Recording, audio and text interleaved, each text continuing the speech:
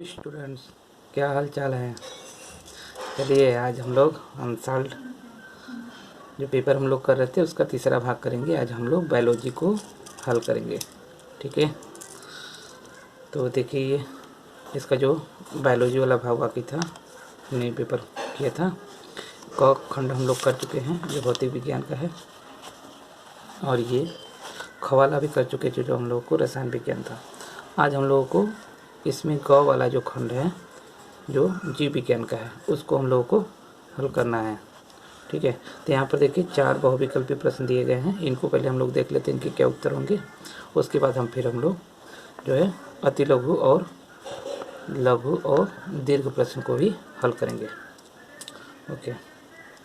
तो देखिए यहाँ पर आपको स्क्रीन पे दिख रहा होगा, ये पहला प्रश्न है खंड ग का पहला प्रश्न बहुविकल्पी।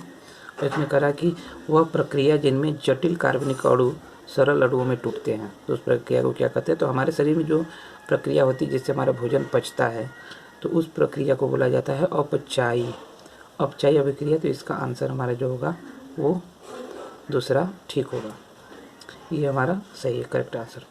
दूसरा देखिए जो प्रश्न है ख, इसमें करा कि चर्मदाह या इसी को हम लोग इंग्लिश में पेलाग्रा भी बोलते हैं, पेलाग्रा रोग निम्नलिखित में से किस विटामिन की कमी से होता है। तो देखिए विटामिन B5 की कमी से जो है चर्मदाह या पेलाग्रा रोग जो है हो जाता है, ओके। हम लोग यहाँ पर 2 बहुविकल्पी और प्रश्न हैं, इनको हम लोग देख लेते हैं। देखिए यहाँ पर दिया गया है कि हीमोग्लोबिन जो है वो महत्वपूर्ण भूमिका निभाता है। ग वाला हीमोग्लोबिन महत्वपूर्ण भूमिका निभाता है, किसमें महत्वपूर्ण भूमिका निभाता है। तो हीमोग्लोबिन का काम होता है श्वसन में। वो क्या करता है, हीमोग्लोबिन जो है वो ऑक्सीजन को हर कोशिका तक, हमारे शरीर की सभी कोशिकाओं तक ऑक्सीजन को पहुंचाता है जो ब्लड में उपस्थित होता है। तो ये काम इसका होता है हीमोग्लोबिन का श्वसन में। उसी तरह से इसमें देखिए घ वाला प्रश्न है, इसमें कह रहा है कि फ्लोएम द्वारा भोजन का स्थानांतरण होता है। तो फ्लोएम जो है भोजन को किस रूप में ले जाता है, प्रोटीन के रूप में ले जाता है, वसाओं के रूप में ले जाता है, सुक्रोज के रूप में ले जाता है कि वसी अम्ल के रूप में ले जाता है। तो ये जो है सुक्रोज के रूप में ये होता है। तो हमने इन चारों को कर लिया। अब हम लोग देखिए जो इसमें दिया गया है प्रश्न नंबर 10, ये अति लघु प्रश्न है। इसमें क ख और ग 3 भाग हैं, इसको हम लोग दूसरी कॉपी में जो है नोट किए हैं प्रश्न को, उसको करेंगे। उसके बाद ये 11 प्रश्न जो है ये लघु उत्तरीय प्रश्न है, एक संकर द्विसंकर, ये इसमें क ख ये 2 प्रश्न हैं, इनको हम लोग करेंगे।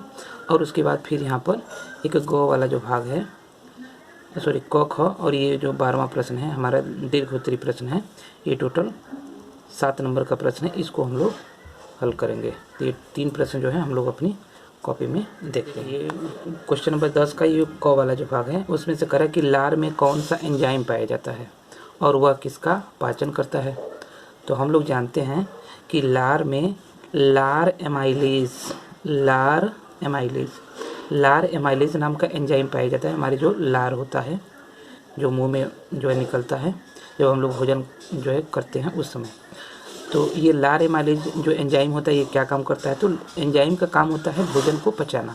तो ये क्या करता है, जो हम लोग मंड लेते हैं भोजन के रूप में, मंड जिसको हम लोग स्टार्च भी कहते हैं इंग्लिश में, उस स्टार्च को क्या करता है सरल शर्करा में ग्लूकोज में, शर्करा का मतलब ग्लूकोज, तो सरल शर्करा में इसको क्या कर देता है, खंडित कर देता है या वियोजित कर देता है। तो हमारे शरीर को शर्करा ही चाहिए होता है। तो ये क्या करता है लार एमाइलेज क्या करता है, मंड को जो स्टार्च है उसको सरल शर्करा के रूप में बदल देता है। ये इसका काम हो गया। तो ये हमारा आंसर खत्म हो गया। फिर देखिए अगला जो प्रश्न एक और है, उसमें दूसरा प्रश्न जो ये ख वाला प्रश्न है, इसमें कह रहा है कि जो पराग कण है, तो कह रहा है कि पराग कण का एक नामांकित चित्र बनाइए। तो ये देखिए हमने यहाँ पर ये जो पौधे होते हैं, तो पौधों के पुष्प के 2 भाग होते हैं, एक को हम लोग स्त्री केसर कहते हैं और दूसरे को कहते हैं पुंकेसर। तो ये पुंकेसर का भाग है। अब देखिए पुंकेसर में 3 भाग होते हैं मुख्य रूप से। एक होती तंतु जो लंबी सी होती है, जो नीचे पुष्प के बाह्य दल और आधार से जुड़ा होता है, वो उसके ऊपर जो होता है उसको हम लोग बोलते हैं परागकोश। परागकोश जो होता है गोल या लंबा हल्का सा होगा, और उसके ऊपर छोटे छोटे दानों के रूप में कण पाए जाते हैं, उनको हम लोग बोलते हैं परागकण। तो हमसे यही क्वेश्चन बोला गया था, परागकण का एक नामांकित चित्र बनाए, तो इसको आप बना सकते हैं। और ये पूरा जो है किसका भाग है, तो ये है पुंकेसर, पुंकेसर का, ये पुंकेसर का भाग है। ठीक है, ये हमारा भी, ये भी प्रश्न जो है हमारा कंप्लीट हो गया। अब देखिए ये जो तीसरा, ये जो ग वाला भाग है, इसमें कह रहा है कि पुनरुद्भवन किसे कहते हैं। तो पुनरुद्भवन एक जनन की प्रक्रिया है या विधि है जिससे हम लोग नए जीवों को या नए पौधों का जिससे जन्म होता है। तो कह रहा है कि पुनरुद्भवन किसे कहते हैं ये बताइए। और फिर कह रहा है कि कोई 2 उदाहरण दे करके इसको समझाइए या इसके उदाहरण दीजिए। तो देख लेते हैं हम लोग पुनरुद्भवन कैसे कहते हैं। तो देखिए इसको पहले यहाँ पर इधर डायग्राम में देखिए, तो यहाँ पर ये दिख रहा होगा कि ये एक प्लेनेरिया है और ये प्लेनेरिया अगर किसी कारणवश अगर 3 खंडों में विभाजित हो जाता है, इसका आधा भाग ऊपर, फिर बीच वाला, फिर उसके नीचे वाला, ये किसी दुर्घटनावश या किसी कारणवश ये क्या हो गया, विभाजित हो गया। तो विभाजित होने से ये 3 खंडों में बढ़ जाता है। तो अब इसके अंदर ऐसा गुण पाया जाता है कि ये अपने जितने भी अंग इसके नष्ट हो गए हैं उनको फिर से जो है विकसित करके पूर्ण जो है प्लेनेरिया बन जाता है। तो ये क्या हो गया कि देखिए इसका ये वाला भाग था, तो ये फिर से क्या हो गया, एक नया प्लेनेरिया बन गया। ये बीच वाला भाग था वो भी विकसित होकर के नया प्लेनेरिया बन गया, और ये तीसरा वाला जो भाग था वो भी विकसित होकर के नया प्लेनेरिया बन गया।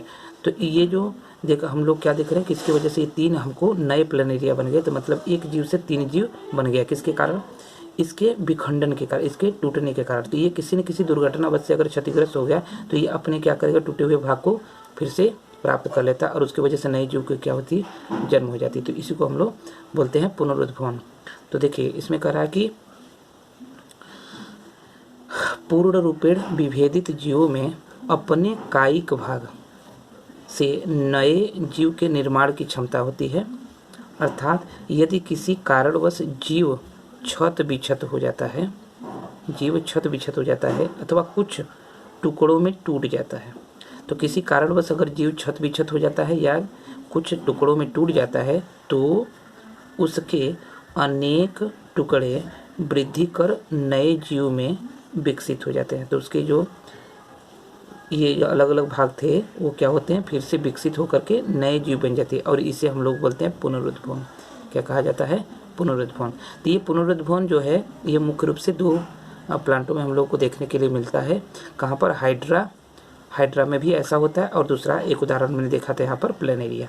तो ये उदाहरण पूछे गए थे तो हमने इसके उदाहरण को बता दिया। तो आपको आप लोग इस जो भी यहाँ पर डिटेल लिखी जाती है इसको आप वीडियो को पॉज करके नोट भी कर सकते हैं। ठीक है, आपको ऐसे ही जो है पेपर में उत्तर लिखने होते हैं। अब हम लोग एक अगला प्रश्न देखते हैं। तो देखिए ये 11th का जो क वाला प्रश्न है, इसमें कह रहा है कि एक संकर तथा द्विसंकर संकरण से आप क्या समझते हैं। तो संकरण क्या होता है तो हम लोग देख लेते हैं। तो संकरण का मतलब है कि एक प्रकार के जो पौधे हैं वो दूसरे प्रकार के पौधों से जब निषेचन करते हैं तो निषेचन करने की जो प्रक्रिया होती है उसको हम लोग संकरण बोलते हैं। अब ये संकरण जो है एक भी हो सकता है, 2 भी हो सकता है। तो हम लोग देखते हैं कि इनको एक संकरण और 2 संकरण क्या होते हैं। तो ये देखिए एक संकरण यहाँ पे लिखा गया। तो इसमें बोला जा रहा है कि जब पौधों के किसी एक गुण को लेकर संकरण कराया जाता है, जब पौधों के किसी एक गुण को लेकर के संकरण कराया जाता है तो उसे एक संकर संकरण कहते हैं। तो हम लोग किसी एक गुण को लेकर के जब हम लोग संकरण कराते हैं तो उसको क्या कहा जाता है, तो उसको हम लोग बोलते हैं एक संकर संकरण। जैसे उदाहरण देखिए, उदाहरण यहाँ पर है, ये मेंडल ने प्रयोग किया था, उसी को हम लोग देखते हैं यहाँ पर। तो मेंडल ने बोला था कि अगर हम लोग 2 मटर के पौधे लेते हैं, एक पौधा लंबा है और दूसरा पौधा बौना है, तो अगर लंबा पौधा होगा तो उसके अंदर जो जीन होंगे वो 2 के दोनों जो गुण होंगे वो लंबे वाले होंगे, कैपिटल टी वाले, और जो दूसरा पौधा है उसमें जो है बौने वाले गुण होंगे तो वो स्मॉल टी होंगे जीन।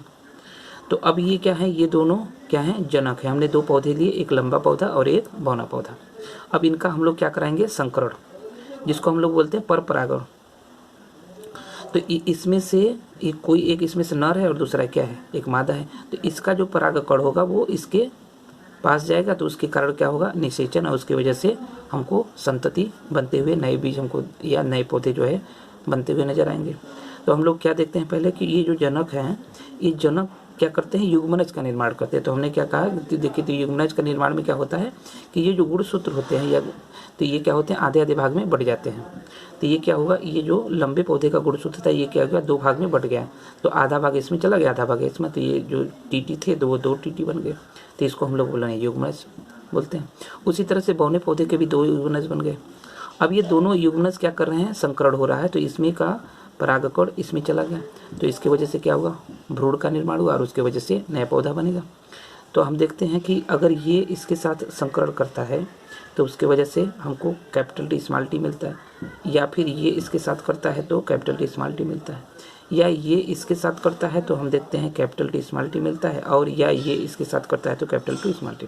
तो हम क्या यहाँ देख रहे हैं कि हर जितने भी यहाँ पर बीज प्राप्त हुए वो सभी बीजों में, और या कह लीजिए सभी जो पौधे हमको प्राप्त हुए यहाँ पर, ये पौधे सभी के सब कैसे थे, लंबे लंबे लंबे और लंबे। तो इसमें से ये जो लंबा जो कैपिटल टी था और स्मॉल टी था, उसमें से ये जो लंबा वाला गुण जो कैपिटल टी दिखा रहा था ये क्या था, प्रभावी था। तो ये क्या हुआ, हमको सभी पौधों में दिखाई दे रहा है या सभी बीज में दिख रहा है। तो उसके कारण इसके जो पौधे बन रहे हैं वो कैसे हैं, सबके सब लंबे, क्योंकि सभी में capital T capital T capital T है, और कैपिटल टी क्या है, प्रभावी है। इस कारण ये हमको जो पौधे प्राप्त हुए जो है प्रथम संतति में, पहली पीढ़ी में, जो संतति की प्रथम पीढ़ी है ये फोन, उसमें हमको पौधे सबके सब कैसे मिल रहे हैं, लंबे। अब जब हमने इसमें से कोई 2 बीज को लेकर के फिर से संकरण कराया, जिसको हम लोग बोलते हैं स्वनिषेचन। स्वनिषेचन का मतलब क्या हुआ कि इसमें से अब किसी दूसरे में से नहीं कराएंगे हम लोग, इसी ये जो हमको प्रथम पीढ़ी में संतति मिले थे उन्हीं में से 2 बीज लिया और इनमें हम लोग स्वनिषेचन कराते हैं। मतलब इसमें क्या होगा कि इन्हीं दोनों के बीच में होगा, दोनों क्या है, समान गुण वाले। अब ये दोनों अलग अलग नहीं है, दोनों समान गुण वाले हैं। तो जब दोनों समान गुण वाले होंगे तो उसकी वजह से फिर से क्या होगा, फिर से इसमें युग्मनज बनेंगे। तो ये देखिए, ये द्वितीय पीढ़ी को हम लोग देखेंगे तो ये युग्मनज कैसे बन रहे हैं और क्या हो रहा है। तो देखिए, ये हमारा क्या था, जनक बन गया द्वितीय पीढ़ी के लिए। तो ये F1 इसमें और इसमें, अब इसमें युग्मनज बने तो इसमें कैपिटल टी और इसमें स्मॉल टी आ गया। इसका भी जो है युग्मनज बना तो ये कैपिटल टी और स्मॉल टी आ गया।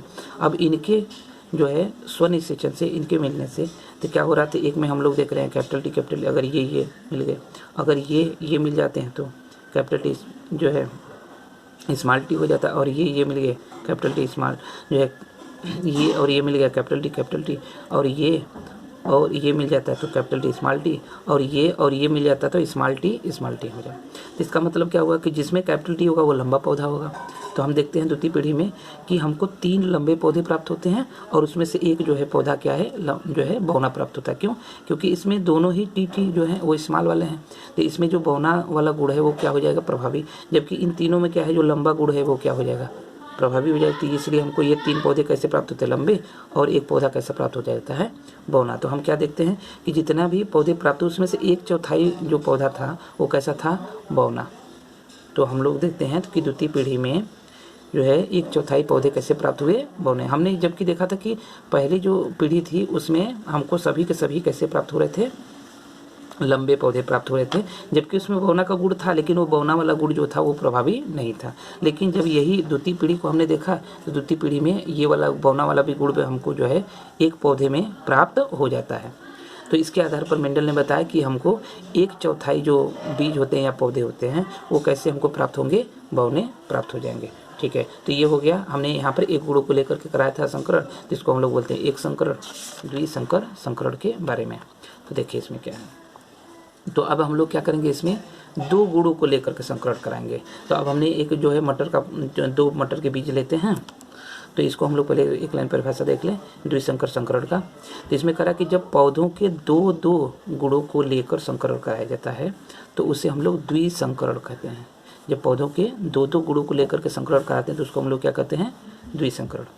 तो देखिए हमने क्या किया, यहाँ पर जनक के 2 बीज लिए, 2 मटर के बीज। एक हमारा मटर का बीज कैसा है, गोल है और वो हरा है, गोल और हरा। और दूसरा जो मटर का बीज है वो कैसा है, वो छुर्रीदार है और कैसा है, पीला। तो हम लोग देखते हैं ये जो जनक है, जनक से युग्मनज बनेंगे। तो इनसे युग्मनज जो बने वो 2 ये बन गए, कैपिटल आर और कैपिटल वाई, कैपिटल आर और कैपिटल वाई। इनकी वजह से वैसा यहाँ पर भी होगा, small R capital Y, small R capital Y. ये अब ये दोनों क्या करते हैं, संकरण। यहाँ पर क्या हो रहा है, हम लोग पर परागण कराते हैं। तो पर परागण कराने से यहाँ पर जो बनेंगे संतति यफोन पीढ़ी में, तो हम लोग देखते हैं कि उसमें वो जो है capital R small R capital Y small Y प्राप्त होता है। इसमें देखिए कैपिटल आर है तो ये गोल होगा और कैपिटल वाई तो ये पीला होगा। तो हमको इस तरह से ये 4 बीज मिलते हैं और ये चारों बीज हमको कैसे मिल रहे हैं, गोल और पीले, गोल और पीले, गोल और पीले, गोल और पीले। तो ये चारों जो प्रथम पीढ़ी के बीज हमको मिले कैसे मिले, गोल और पीले। जबकि हमने बीज कैसे लिए थे, गोल और हरे, और यहाँ पर कैसे झुर्रीदार और पीले। तो इसमें का ये जो प्रभावी गुण था पीला वो यहाँ पर प्रभावी दिख रहा है, और जो यहाँ का प्रभावी गुण था जो है गोल वो यहाँ पर प्रभावी दिख रहा है। तो हम लोग देखते हैं प्रथम पीढ़ी में जो प्रभावी गुण है वही केवल हमको दिखाई देते हैं। अब जब इसका हमको फिर से इनमें से 2 बीजों को लेकर के हम लोग द्वितीय पीढ़ी को देखते हैं, द्वितीय पीढ़ी को तैयार करते हैं, तो वहाँ पर देखते हैं क्या होता है। तो हमने क्या किया, ये जो हमको प्रथम पीढ़ी में संतति मिले थे उनमें से हमने क्या किया, 2 संतति को ले करके उनको जनक बना दिया, और उनका फिर से हमने क्या कराया, निषेचन कराते हैं, यहाँ पर संकरण कराते हैं। तो अब यहाँ से देखिए ये क्या हो गया, इनसे युग्मनज बनेंगे, ये संतति हो गए दोनों। अब इनसे सॉरी जनक हो गए और इनसे क्या हो गए, युग्मनज बनेंगे। तो युग्मनज होंगे तो ये जो है हमको 4 युग्मनज यहाँ पर बनते हुए नजर आएंगे। इसके भी उसी तरह से कितने बनेंगे, 4। तो ये capital R Y, capital R लिया और कैपिटल वाई ले लिया, 1 बन गया। कैपिटल आर और स्मॉल वाई ले लिया, 2। स्मॉल आर स्मॉल वाई ले लिया, 3। और स्मॉल आर स्मॉल वाई ले लिया तो 4 हो गया। तो इसी तरह से इसके भी 4 बन जाएंगे। अब इन दोनों का हम लोग क्या करेंगे, स्वपरागण कराते हैं। तो अब ये स्वपरागण के लिए देखिए यहाँ पर एक टेबल बनी हुई है ये पूरी द्वितीय पीढ़ी के लिए। तो यहाँ पर हमने क्या किया, ये वाले ये चारों रख दिए इस तरह से, और यहाँ पर ये वाले ये चारों रख दिया। ये दोनों क्या हैं, ये युग्मनज हैं जो। अब ये युग्मनज क्या करेंगे, संकरण स्वपरागण, ये इस तरह से। तो अगर ये इसके साथ में संकरण करता है तो क्या बनेगा, तो ये बन जाएगा। तो इसमें क्या होगा, कैपिटल आर कैपिटल वाई होगा। और ये करता है तो कैपिटल आर होगा और कैपिटल वाई स्मॉल वाई हो जाएगा। उसी तरह से ये इसके साथ करता है तो कैपिटल आर स्मॉल वाई और कैपिटल वाई मिल जाएगा। और ये अगर इसके साथ करेगा capital R small Y, capital R small R और कैपिटल वाई और स्मॉल वाई हो जाएगा। इसी तरह से हम लोग इसके साथ कराते हैं, इसका इसके साथ कराते हैं, इसका इसके साथ कराएंगे, इसका इसके साथ कराएंगे। तो इस तरह से हमको टोटल जो है 16 बीज हमको यहाँ पर प्राप्त होते हैं। तो इन बीजों में से हम लोग जो है इसका जब निरीक्षण करते हैं तो निरीक्षण करने पर हमको ये प्राप्त होता है कि इसमें से जो 9 बीज हैं वो गोल हैं और पीले हैं। तो गोल और पीले कैसे पता चेक करेंगे, देखिए जिसमें कैपिटल आर होगा और जिसमें कैपिटल वाई होगा वो कैसा होगा, गोल होगा और पीला होगा। तो देखिए ये 1, ये 2, ये 3 और ये 4, इन सभी में देखिए कैपिटल आर भी है कैपिटल वाई भी है, 4 ये हो गए। और ये 5 और ये 6 और ये 7 और ये 8 और ये 9। तो देखिए ये 9 भी ऐसे मिले हैं जो कैसे हैं, गोल हैं और पीले। क्यों, क्योंकि इसमें कैपिटल आर और कैपिटल वाई है। अब देखिए गोल और हरे, गोल का मतलब हो गया वो कैपिटल आर होना चाहिए और हरे का मतलब क्या हो गया, स्मॉल वाई होना चाहिए ना। तो देखिए इसमें कौन कौन से हो सकते हैं, 3 इसमें बीज हैं, तो ये सब हो चुके हैं। ये कैपिटल आर है और स्मॉल वाई है तो एक तो ये हो गया, और ये कैपिटल आर है और इसमें स्मॉल वाई है, 2 ये हो गया, और कैपिटल आर है और स्मॉल वाई है, ये देखिए 3 हो गया। तो ये 3 जो बीज हैं वो गोल और हरे होंगे। उसी तरह से देखिए झुर्रीदार और पीले, झुर्रीदार का मतलब स्मॉल आर होना चाहिए। तो स्मॉल आर और पीले बोला है तो कैपिटल वाई होना चाहिए। तो ये भी 3 होंगे, देखिए कौन कौन से। तो ये देखिए होगा स्मॉल आर है और कैपिटल वाई है तो एक तो ये होगा, स्मॉल आर है कैपिटल वाई है, यहाँ पर भी ये हो जाएगा। और ये स्मॉल आर है और कैपिटल वाई तो ये भी। तो ये तीनों कैसे होंगे, झुर्रीदार और पीले होंगे, ठीक है। उसी तरह से अगला देखिए झुर्रीदार और हरे, झुर्रीदार भी होने चाहिए, झुर्रीदार का मतलब स्मॉल आर होना चाहिए, और हरे होना चाहिए इसका मतलब स्मॉल वाई होना चाहिए। तो इसमें देखिए एक बीज ऐसा है जो है स्मॉल आर भी है और जो है स्मॉल वाई भी है, तो ये कैसा होगा, हरे। तो इस तरह से हम लोग देखते हैं द्वितीय पीढ़ी में टोटल 16 बीज प्राप्त होता है। उनमें से 9 जो हैं गोल पीले मिलते हैं, 3 जो है गोल और हरे मिलते हैं, 3 जो है झुर्रीदार और पीले मिलते हैं, और 1 जो है झुर्रीदार और हरे बीज हमको प्राप्त हो जाते हैं, ठीक है। तो ये भी हम लोग का प्रश्न जो है समाप्त हो गया। अब इसमें हम लोग इसका ख वाला भाग देखते हैं। ये 11 का ख वाला भाग है, ये दूसरा प्रश्न है। इसमें देखिए प्रश्न को हम लोग एक बार देख लेते हैं। इसमें करा कि दोहरा संचरण क्या है, दोहरा संचरण क्या है और इसको स्पष्ट कीजिए। तो देखिए दोहरा संचरण को हम लोग एक लाइन से यहाँ पर जो एक लाइन देख लेते हैं, इसमें इसकी परिभाषा कि दोहरा संचरण क्या होता है। तो देखिए जो कशेरुकी में प्रत्येक चक्र में रक्त 2 बार हृदय में जाता है, कशेरुकी का मतलब हो गया जैसे हम लोग हैं, तो हम लोग को कशेरुकी जीव बोला जाता है। तो ये कशेरुकी जीव में जो हृदय होता है उसमें रक्त जो है 2 बार जाता है। तो जब रक्त 2 बार जाता है तो हम लोग कहते हैं कि ये जो हमारे शरीर में संचरण हो रहा है रक्त का, वो कैसा है, दोहरा संचरण है। तो उसको हम लोग बोलते हैं दोहरा परिसंचरण। तो जैसे ये देखिए यहाँ पे डायग्राम दिया गया है, तो ये हम लोग का हृदय है। ये हृदय हमारा जो होता है वो 4 भागों में बटा होता है, 4 भागों में बटा होता है। ये 4 चैम्बर होते हैं। एक भाग ये ऊपर वाला होता है, एक नीचे, और एक इधर ऊपर होता है और एक नीचे होता है, जिसको आलिंद और नीलय हम लोग बोलते हैं। ऊपर वाले को आलिंद बोला जाता है, दूसरा क्या होता है, नीलय। तो ये देखिए हमारे शरीर का निचला भाग है जो पैर और ये सब वाले भाग होते हैं, और ये जो है हृदय के ऊपर वाले भाग हैं, मतलब हमारे सर फेफड़े ये वाले जो भाग है वो वाले। अब यहाँ से दोनों जगह से ये जो नीली लाइन्स, ये जो नीले पेन से बनाया गया है, ये क्या है, अशुद्ध रक्त है। अशुद्ध रक्त का मतलब हो गया कि यहाँ पर जो है जिसमें कार्बन डाइऑक्साइड जिस रक्त में अधिक है वो वाले ब्लड है। तो ये वाले क्या हो रहे हैं कि ये नीचे से भी और ये ऊपर से दोनों से क्या हो रहे हैं, ये जो हमारा दायां आलिंद है वहाँ पर ये रक्त क्या होता है, प्रवेश करता है। उसके बाद यहाँ पर ये वाल्व होते हैं, इन वाल्व के माध्यम से ये नीचे जाता है, और नीचे के बाद ये सीधे जो है फुफ्फुस में भेज दिया। फुफ्फुस का मतलब होता है फेफड़े में भेज दिया जाता है। तो इसको जो है यहाँ से पंप करके इसको फेफड़े में भेज देते हैं वहाँ पे शुद्धिकरण के लिए। तो ये क्या हो गया, यहाँ से शुद्धिकरण के लिए चला जाता है। अब जैसे ही शुद्ध होना हो गया तो एक बार देखिए ब्लड इसमें आ चुका है, और इसके बाद ये फिर से दोबारा जा चुका है कहाँ पर, जो है फेफड़े में शुद्ध होने के लिए। तो वहाँ पर ये ऑक्सीजन से क्या होता है, मिक्स हो जाता है। इसमें ऑक्सीजन जो है ब्लड में मिल जाएगा और हमारा रक्त जो है शुद्ध कहलाएगा।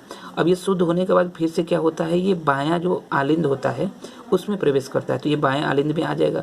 अब बाएं आलिंद में आने के बाद ये ब्लड फिर से यहाँ पर ये वाल्व होती है, इस वाल्व के माध्यम से नीचे चला जाता है, जिसको हम लोग बोलते हैं बायां नीलय।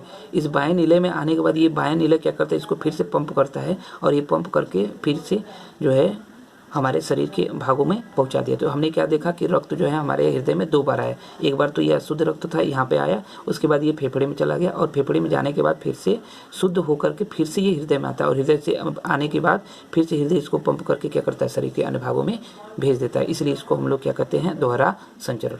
तो यही है कशेरुकी में प्रत्येक चक्र में रक्त जो है 2 बार हृदय में जाता है। इसे हम लोग क्या कहते हैं, दोहरा परिसंचरण कहते हैं। ठीक है, तो ये हम लोगों का प्रश्न जो 11 था वो भी क्या हो गया, कंप्लीट हो गया। अब हम लोगों का एक प्रश्न और बाकी है कि ये प्रश्न नंबर 12 है, और ये जो है पेपर का लास्ट प्रश्न भी है। इसमें कह रहा है कि पुमंग और जायांग में क्या अंतर है। तो पुमंग क्या होता है, जिसको हम लोग पुंकेसर और स्त्री केसर भी बोलते हैं। पौधों में होता है पुष्प के 2 भाग, पुंकेसर और स्त्री केसर। तो कह रहा है उन्हीं को पुमंग और जायांग भी कहा जाता है। तो ये पुमंग और जायांग में अंतर बताइए कि पुमंग और जायांग क्या है। फिर कह रहा कि दोनों के कार्य समझाइए कि पुमंग क्या करता है और जायांग क्या करता है, ये बताना है। और उसके बाद फिर कह रहा है कि परागण और निषेचन में विभेद कीजिए, मतलब इनमें भी अंतर बताइए कि परागण क्या होता है और निषेचन क्या होता है। तो हम लोग क्या करते हैं, ये टोटल जो है हमारा 7 नंबर का प्रश्न है, 2 + 2 और +3, टोटल ये 7 नंबर का प्रश्न है। तो इसको हम लोग देख लेते हैं। तो ये देखिए हमने यहाँ पर अंतर के लिए एक तरफ पुमंग लिख लिया है, तो एक तरफ जाएंगे ये उत्तर लिखते समय। तो इसको हम लोग क्या करेंगे, इसको अंतर जो है लिख लेंगे। तो हम लोग देखते हैं पुष्प क्या होता है। तो पुष्प का जो नर जनन अंग होता है, नर जनन अंग,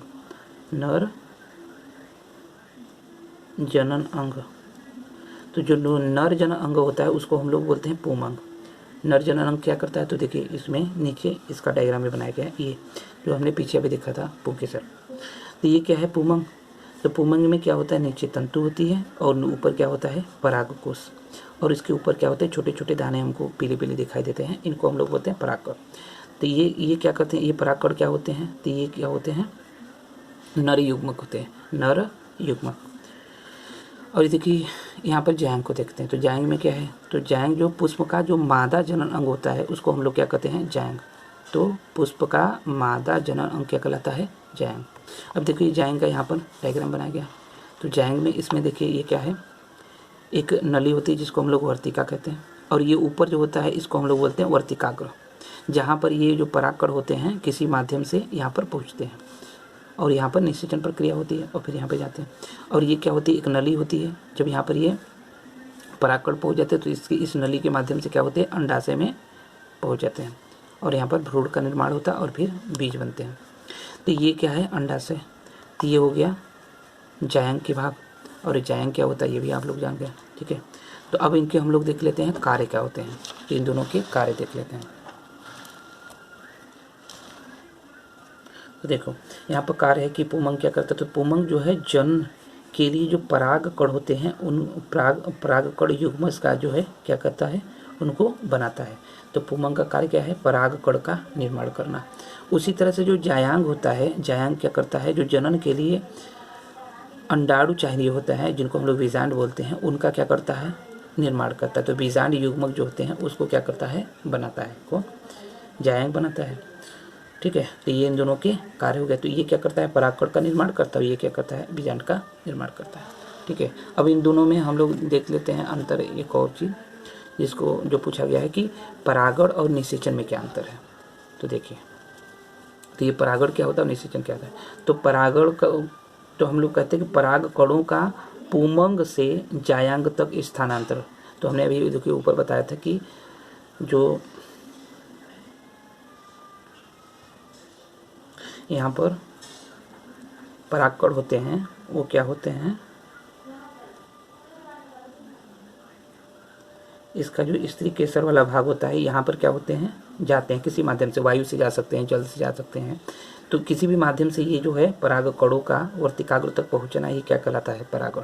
ये दो प्रकार का। निषेचन क्या होता है, तो निषेचन जो है उसमें हम लोग कहते हैं कि परागकणों का मादा युग्मक, परागकणों का मादा युग्मक बीजांड से मिलना और भ्रूण का निर्माण क्या कहलाता है, निषेचन।